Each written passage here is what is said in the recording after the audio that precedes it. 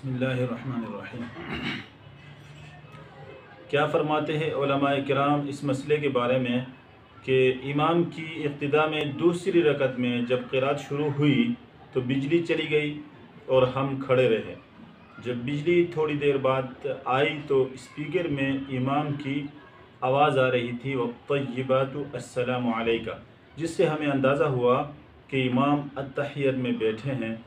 अब कुछ लोगों ने रुकू सजदा किए बगैर सीधा अत्तहियत में चले गए और उन्होंने आखिर में सजदा सहवी भी किया, और कुछ ने रुकू और फिर सजदे किए बगैर सजदा करके अत्तहियत में बैठ गए।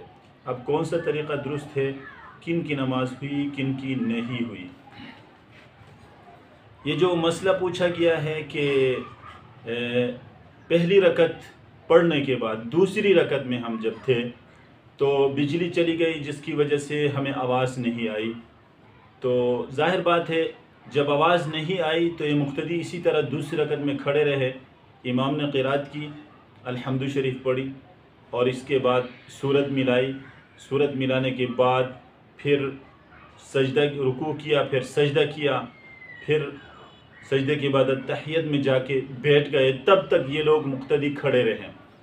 तो इस सूरत में ये जो मुक्तदी है इनको फ़िक़ी इस्तिलाह में लाहिक़ कहते हैं कि ये जो है इनसे इब्तिदा तो इन्होंने इमाम के साथ की है लेकिन दरमियान में इनसे रकत छूट गई है, तो ये लाहिक़ कहलाते हैं। लाहिक़ वो शख्स है जो दरमियान में शुरू इमाम के साथ करे, दरमियान में कुछ अरकान छूट जाए या कोई रकत छूट जाए, तो यहाँ भी इस तरह उनके साथ हुआ है।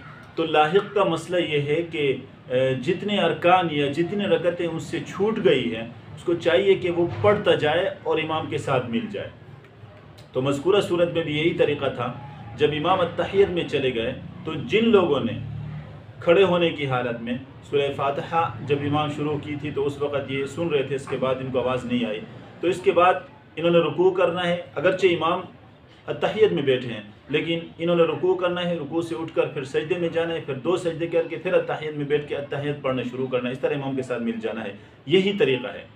और बाकी जिन लोगों ने ये किया कि डायरेक्ट रुकू में चले गए, डायरेक्ट अत्तहियत में चले गए और इमाम के साथ आगे उस रकत को चलाया, तो ज़ाहिर बात है ये रकत जो थी जिसमें रुकू नहीं किया, जिसमें सजदा नहीं किया, ये रकत उनकी रह गई और इस रकत को खड़ा होकर उन्होंने दोबारा अदा किया, तो इनकी भी नमाज हो गई क्योंकि उन्होंने सजदा सहव किया है।